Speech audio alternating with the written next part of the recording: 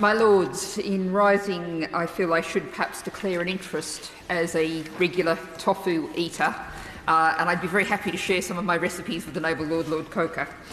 Now, my noble friend Baroness Jones of Moulsecoomb will be leading for the Green Group on this bill. My role here is a supporting one, but since I was listed to speak first, I do have to set out a very simple position that protest is not a crime. And I note that, as many noble lords have already said, including the noble Lord, Lord Paddock and the Right Reverend Prelate, the Bishop of St Albans, that in effect is what your Lordship's House already concluded in its strong and effective action on the Police Crime Sentencing and Courts Act earlier. The House then expressed its opinions in the strongest possible terms, yet here we are again. Now, listening to today's debate, it really struck me that there's been a great deal of discussion about locking on, and we've heard from a number of noble lords who've been in a position of policing instances where that has occurred. Well, I'm not sure that there are many members of your Lordship's House who've been on the other side of this. Now, I'm not speaking here from first-hand, but second-hand experience, because at the Preston New Road fracking site a couple of years back, I acted for a couple of hours as a welfare support for a locked-on protester who was a young woman who, by the time I was speaking with her, supporting her, had been in that position for 17 hours, with her arm locked in a tube outside the fracking site, stopping the lorries getting through. Now, I'd invite your Lordship's House, maybe it's hard to imagine, but to imagine what it's like in the dark and the cold and the fear of scrambling at 1 or 2 o'clock in the morning, to scramble to lock yourself on in the middle of a path where lorries go down, and to remain there by your own choice for hour after hour, because you believe in the principle, believe in the cause. Now, this, of course, was and is the cause of stopping the beginning of a new fossil fuel industry in the UK. This was in defence of a local community that was vehemently opposed to fracking at the Preston New Road site.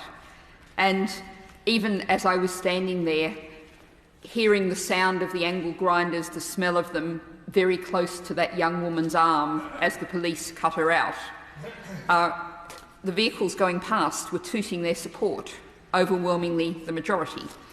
And of course, that issue that we're talking about, fracking, is the issue that just this week in the other place, my honourable friend Caroline Lucas got the Prime Minister to say that we will keep the fracking ban. So this is one case among very many.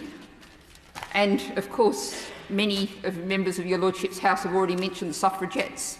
So often, people have behaved according to their principles in a way that was perceived at the time as transgressive, have put themselves, their bodies, their freedom on the line, and we look back now and say, weren't they brave? Didn't they help to deliver us the society that we have today? However, as I said, my role today is very much a supporting one, so the rest of my speech I'm going to focus on Clause 9 of the bill, and I'm going to speak in very strong terms in support of Clause 9 of the bill, which, as I'm sure most members of your Lordship House already know, that these are to introduce buffer zones around abortion clinics. Now, this clause was brought into the bill following a free vote in the Commons, 297 to 110, a majority of 187.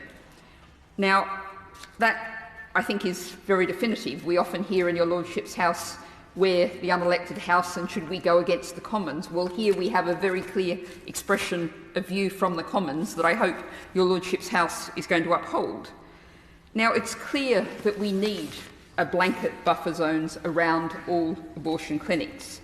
No other approach is workable, and existing legislation does not allow what is needed. What we're talking about is enabling women to access and healthcare professionals to provide a lawful, confidential health service without harassment or intimidation. Now, many Noble Lords will have received, and I'm sure I'd be delighted to forward to anyone who hasn't, the joint briefing backed by, among others, the Royal College of Obstetricians and Gynaecologists, the Royal College of Midwives, the BMA, a number of medical providers. And I think it's worth thinking about why we are where we are now, because what we are seeing is the importing from the United States of America politics that has caused enormous damage there. It's already evident from what's happened in the United States that ending legal abortions doesn't stop abortions. It just makes them more dangerous, and making access to abortion more difficult increases the risk of dangerous, even deadly abortions occurring. Now, I think it's worth saying in some of the commentary around this clause restricts the location of where protests happen. It doesn't stop protests, so anyone who wants to say, well, you were just saying protest against fracking, well, yes, but this is a different case study. It's stopping protest happening in a location where it causes great distress and harm. Now, perhaps not everyone has seen what happens in some of these protests. There are displays of graphic images of fetuses. There are large marches that gather outside a clinic, hassling women, patients going into the clinics and members of staff.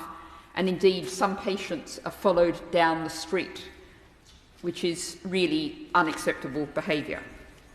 Now, some patients attending for abortion care are vulnerable. They may be feeling stigmatised or fearful about their privacy being lost.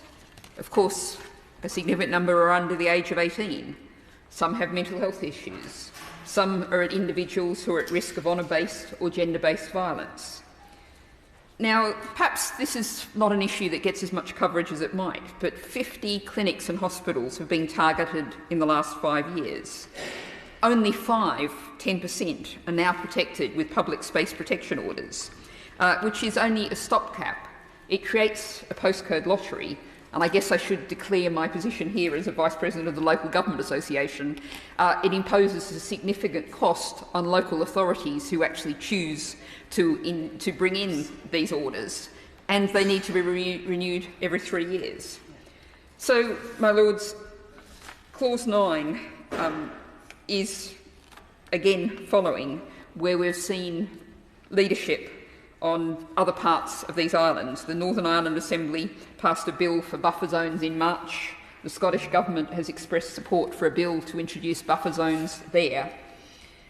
Every year, more than 100,000 patients are treated by a clinic that has been targeted by these groups. In the last 5 weeks, at least 15 clinics have been targeted, including clinics based in hospitals, GP surgeries, and in residential areas. My Lords, I would very strongly urge the House to keep Clause 9.